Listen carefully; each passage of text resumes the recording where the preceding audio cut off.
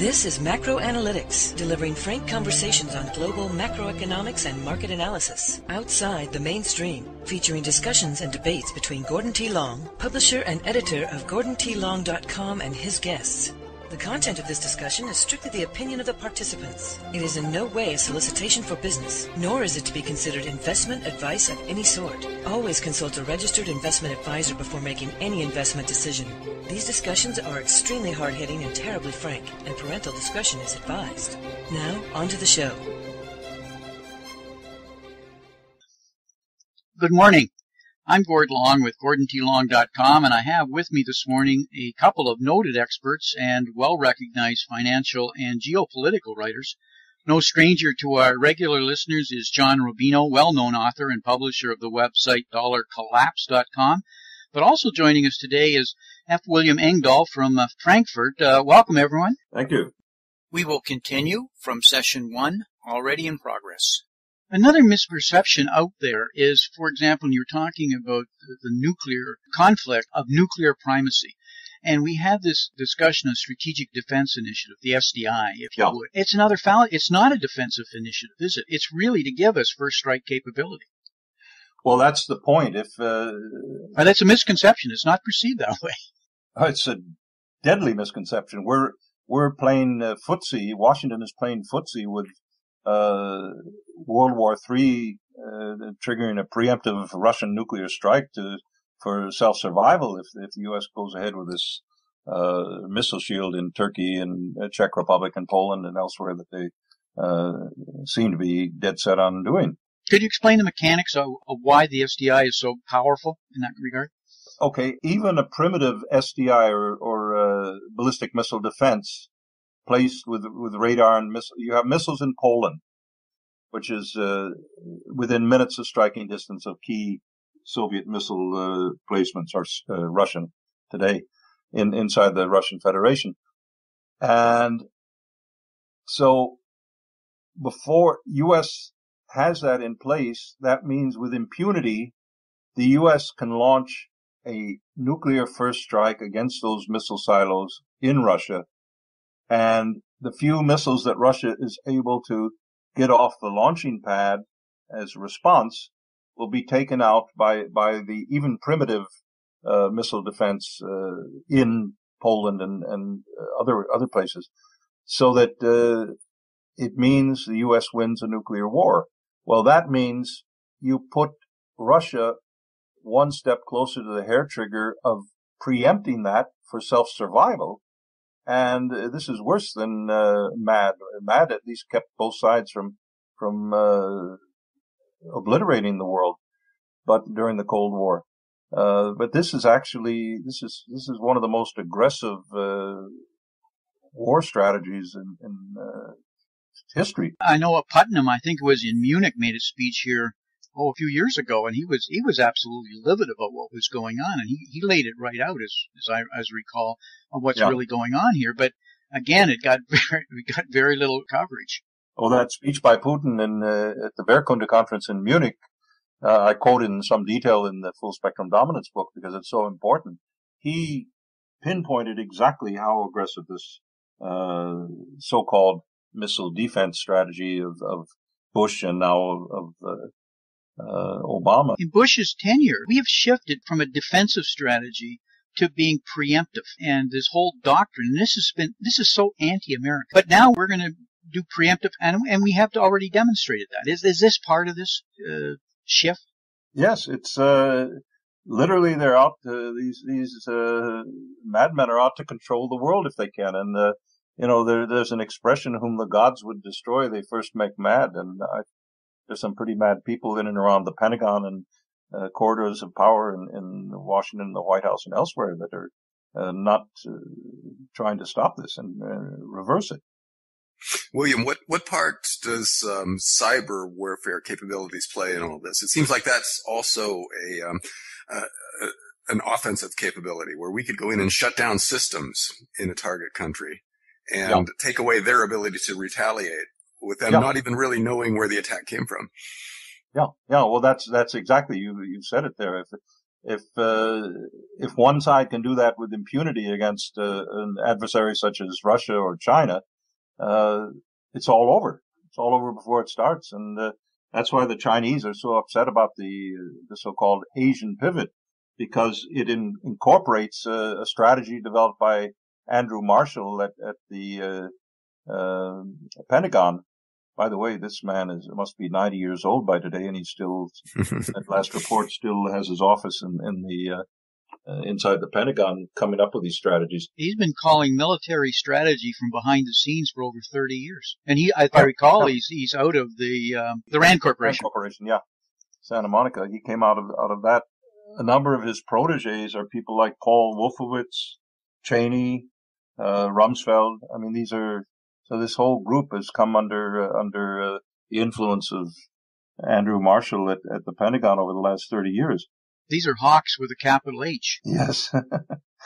And have been placed in very key strategic roles to make some very key decisions, and we've seen the results of this. Is this part of this concept of revolution in military, RMA, that I know that Marshall is spearheading? Maybe you could explain that to a lot of our listeners who may not be familiar with it. The revolution in military affairs is a fancy name that Marshall gave to the idea of transforming the entire concept of warfare into modern terms. And by that he means instead of losing pilots on the battlefield as we did in Vietnam,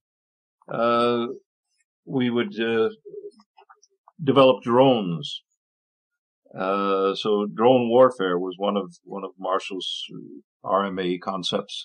Pilotless drones, and look at what that has brought us today. The other thing is, in essence, it's using bleeding edge technologies to change the entire nature of warfare. And combine these in ways that totally alter the conduct of how the military carries out its wars. So some of these ideas were put to the test in Iraq. Others of them are being used in Pakistan with the drone warfare, as I mentioned, in Libya, and certain aspects of cyber warfare. But the idea of dehumanizing war so that it becomes this video game almost. That's exactly it. I'm a child of the Vietnam War era, and the issues associated with the soldiers who were seen to be, quote, baby killers, and the unrest on campus was just beyond discussion for those who don't know of that era. And so here we have today where these drones are killing children. I think some 87 have been killed, and we don't have anybody in campus even with a placard. And that is so dramatic. So this revolution is as much about the social element as it is just military advantage. It's ensuring that the public don't stop the movement. Am I correct in that? We become totally desensitized. It's like watching a television program. You're totally passive and say, oh, this is entertaining. We're ambivalent. And as long as we use words like democracy and freedom, and we're pushing this forward as a policy, it hides underneath it terrible atrocities, which I think we could argue are not really the motives of nation building. We're doing other things. We're actually, and I would suggest what's happening in Egypt right now. I would suggest what's happening in Syria is somewhat representative. Precisely. It seems like one of the things that's missing from this scenario then is information. When things like this start happening, we're not going to know where it came from. Power grids are going to be shutting down, and unidentifiable drones are going to be flying around shooting at people and blowing things up. And we will not be able to figure out who started it or who's even involved in it. That seems to me a fundamental difference between tomorrow's war and anything that's ever happened before in history. Yeah. It's staggering in terms of implications, and only now are people even beginning to think about these implications. So I agree. I don't think everybody understands the magnitude of money that we in the United States are spending on cyber capabilities, and I would say we're actually being the aggressor in the size and the magnitude. We have a whole strategic command oriented to cyber, and certainly China's been screaming about it. I'm sure they're guilty, but they're screaming about our aggressiveness as a country. Yeah. Well, I don't think Obama is going to be able to put much pressure on China for cyber warfare anytime in the near future after the Snowden scandal broke and the NSA and the U.S. Cyber Command, General Alexander's little bailiwick there in Fort Meade. What is China and Russia doing as counter strategies to this? How are they reacting to it? Because we see very little. I was in Russia approximately 3.5 weeks ago in Moscow, and then I was in China in February of this year. I've been there some 8 or 9 times over the last 5 or 6 years. I have no idea. I have no access to sensitive and classified information on what Putin and President Xi in China and the Chinese military, the PLA, are doing to combat this. But I know from American military cyber professionals that I know personally that there are 3 names or 4 names in the world that come up when you talk about cyber warfare, and only 4 names: the United States, China, Russia, and Israel. So we can be sure that the Chinese are not simply asleep at the switch on this. You know, we're opening up domains of warfare, and then you take the outer space, the space warfare side of this, which the U.S. Pentagon is fully engaged in against international treaties and agreements and so forth, and the militarization of outer space. And we're talking about something that's absolutely deadly to the planet if we don't turn ourselves back from this. What's troubling you the most right now in all of the things that you're looking at, William, geopolitically? What's the most troubling to you? The complacency of American citizens as their fundamental rights and liberties are being ripped away from them step by step over the last 12, 13 years, especially since 9/11. Now you live in Germany, but I believe you were raised in America, were you not? Yes, I was raised in Texas. I grew up in the United States of the 1950s and 1960s, where you could still recognize the country and the country that played often a very positive role in the world, and the creative genius of normal Americans. You know, the inventiveness, the optimism, and so forth. That was the America that I grew up in. That's my wellspring of optimism. And then I watched it in the 80s and especially in the 90s, step by step, as the power of the Wall Street banks became more and more dominant, parallel to that, and the military industrial complex became more and more dominant vis-a-vis military spending. That these essential liberties were being replaced by fear, and Americans today, too many Americans today are they're uninformed, but they're dominated by fear of terrorism, fear of losing their job, fear of their families getting some virus and dying or this or that.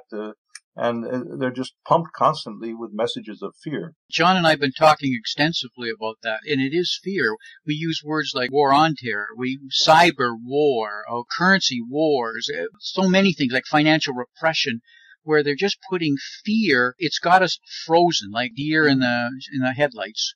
Yeah. Do you see what's happening in the U.S. now as part of a coherent plan that was hatched in the 50s or 60s or whenever, or is it an ad hoc response to? No, I think it's I'm alarmed and saddened to say it's a very, very conscious strategy that's unfolding over the last 50 years in the United States with the population. Social engineering. There was, at the end of the Second World War, there was a group of social scientists convened in 1946 called the Cybernetics Group, and these people were financed by the Macy Foundation, the Rockefeller Foundation, and so forth, and they were told to simply come up with ideas of how to social engineer the American population to do basically what the establishment wants the population to do, to be passive, to do as they're told, and so forth. Milton Erickson, Norbert Wiener, these are some of the people in these groups. Margaret Mead, Gregory Bateson. These were very, very powerful and influential intellectuals and social scientists. And I don't have the personal resources to research this, but certainly someone out there probably has already, and I'm not aware of it. But to put this together in terms of how certain changes in the cultural paradigm were brought in, certainly the 1968 so-called hippie revolution, the New Age, and all of this that I lived through in the 60s, simultaneous with the whole anti-war movement of the Vietnam era. And Woodstock, acid rock, tune in, turn on and drop out, Timothy Leary working with the CIA, spreading LSD, as a revolutionary act and whatnot. There's huge social engineering that went on, and that has an effect on the moral paradigm of the population. So people today have become much more individualistic, much more atomized. You don't have the sense of social identity that you have. I'll say something that might shock some of your listeners, but I've traveled to many of the former communist countries, including Russia, and for all the horrors of central planning and state bureaucracy of the Soviet system, one thing that you had that the Soviet Union never destroyed was this social identity of people in the community. We're all in the same boat. Let's find ways to help each other. Let's get together on so-and-so's birthday and drink a toast of vodka and have a good meal. We cook together and so forth. You have it in Croatia. You have it in Poland. All of these former communist countries, they were not taken over until 20 years ago by consumerism as a cultural social system. John? When Catherine Austin Fitts passed through a few months ago, one of the things she said that really struck me was that genetically modified foods were part of this process. Oh, yeah. And could you expand a little bit on that? Yeah, I didn't sure. completely get that. Yeah. Okay, well, we talked about this a couple of times a couple of years ago, but I wrote a book called Seeds of Destruction, The Hidden Agenda of Genetic Manipulation. It's available on Amazon today. And in there, as I research, what I do when I write my books is I get a topic that intrigues me, that fascinates me, that has a global geopolitical dimension in terms of control, misuse of power, or whatever. And then I really dig and dig and dig and dig, and sometimes to an obsessive point. But what I found in the question of GMO is one foundation was the key link in fostering the research, spending hundreds of millions of its foundation tax-free dollars to create the laboratory research to create GMO, and that was the Rockefeller Foundation. The Rockefellers, Monsanto, the leading GMO company in the world today, has been in the Rockefeller orbit since before World War II. So Agent Orange, all of these things. And the idea ultimately behind the patenting of seeds is that you're going to control the human food chain. This has been a dream of the Rockefellers and some of the leading families grouped around the American eugenics idea since the 1920s or even before. The idea of breeding certain breeds of humanity that are elite, like they feel they are the gods of money, or what will you? Rockefellers, Rothschilds, Russells, Cabots, Lodges, Lowells, whatever, and then destroying or reducing the useless eater population, several billions of people, according to Ted Turner's desires, around the world that are threatening to take their unique wealth away. So the idea of GMO is you hold the patent on the essential food. Soybeans, corn is what it's on now. You have GMO patented rice. You have GMO patented wheat. That's not in pervasive use yet, but it's coming. Then you have Terminator technology, which Monsanto owns the patent of, together with the United States Department of Agriculture. So Terminator technology allows Monsanto, let's say, to sell a farmer a seed in India or in Kansas or wherever it might be, and that farmer cannot take a portion of his corn seed and save it for the next harvest and replant it. The Terminator seeds commit suicide after one planting cycle, and he's forced to go back to Monsanto and buy his license agreement with Monsanto and buy complete new seeds for the next harvest. And by license, he's forced to buy Roundup, one of the most toxic herbicides, weed killers, in use today anywhere in the world. And it's the detailed chemical analysis of Roundup has been prohibited because Monsanto doesn't release the additional elements in addition to glyphosate, claiming that it's a trade secret, it's proprietary. So, but scientists who've analyzed it and broken it down in the laboratory say they contain certain things which, in combination with glyphosate, create toxins that are deadly to human cells in a human embryo. So that in concentrations less than the Roundup that your average American housewife sprays on the garden to kill the weeds. Wow. Yeah, I mean, I can go on. People should take a look on the internet on Amazon at Seeds of Destruction to go into this. I said quite boldly when the book came out in 2006, some people anti-GMO people thought I was nuts, and now they tell me, William, I have to apologize. If anything, you understated it. GMO is the new name for eugenics. Genetic manipulation is the new name for eugenics, and eugenics is the race science that the Rockefeller Foundation financed in Hitler Germany right up until the outbreak of World War II. And that's fully documented. That's no exaggeration in the least.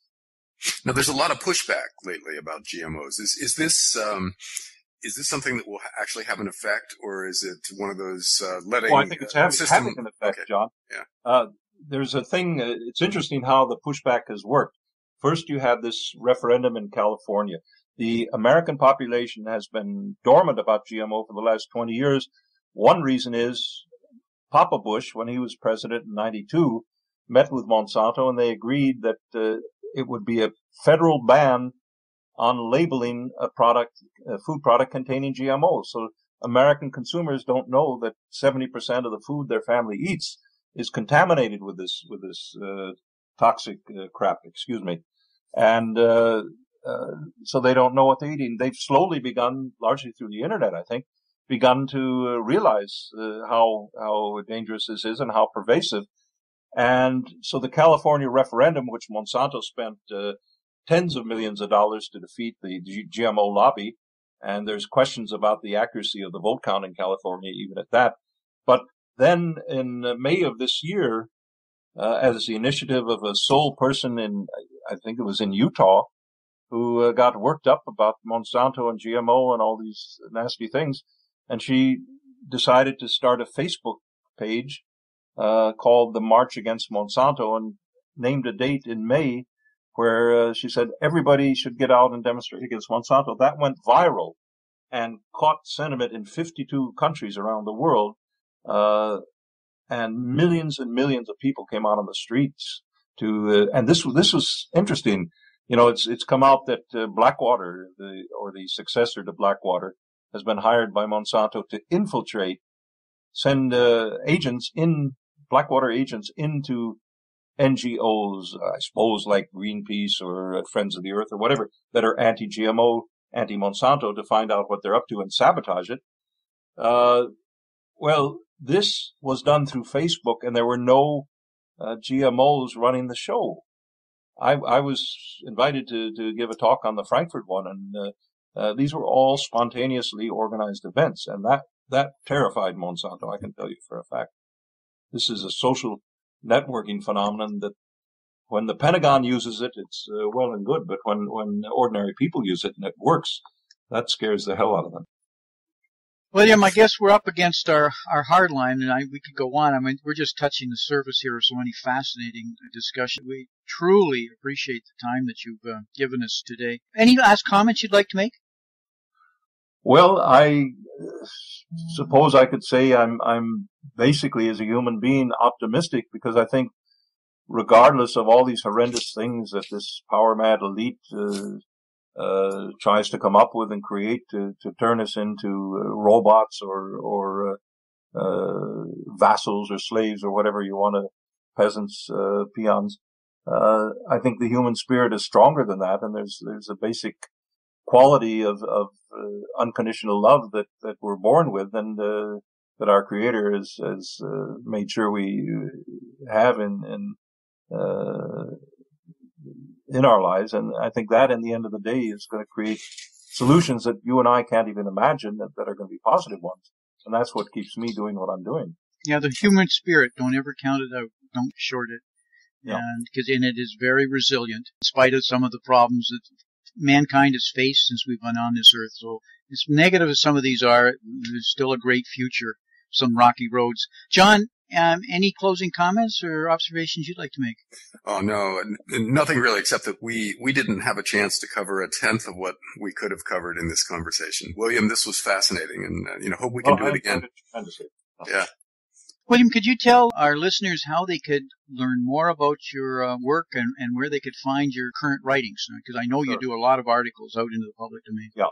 Well, the start point is my website, William Engdahl, ENGDAHL. It's originally Swedish. William Engdahl is one word, .com. It's very simple. WilliamEngdahl.com. You click on that and you get all of my books available. You can click on each of the title pages and find out more and order it directly from the website. I get a little bit more royalty that way and support my writings because I'm working independently. I prefer it that way.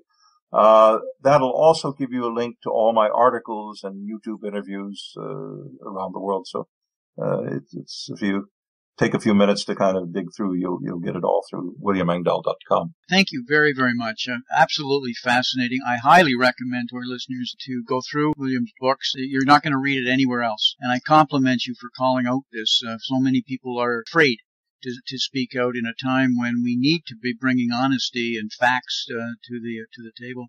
Hope to have you back, William, in the future. I'd love to. Because there's just so much we have to talk about here. And John and I are been really focusing most recently on cyber war, cyber attacks, what we see in the financial arena from a petrodollar and reserve currency. And you've clearly got a very deep grasp of what's really going on below the surface. So until then, thanks again. Thank you. Thank you both. Thank you, John. This has been Gordon T. Long, editor and publisher of GordonTLong.com. New recordings are posted regularly and can be found at GordonTLong.com. New show notifications are available through RSS feed, iTunes, and other social networking venues at GordonTLong.com.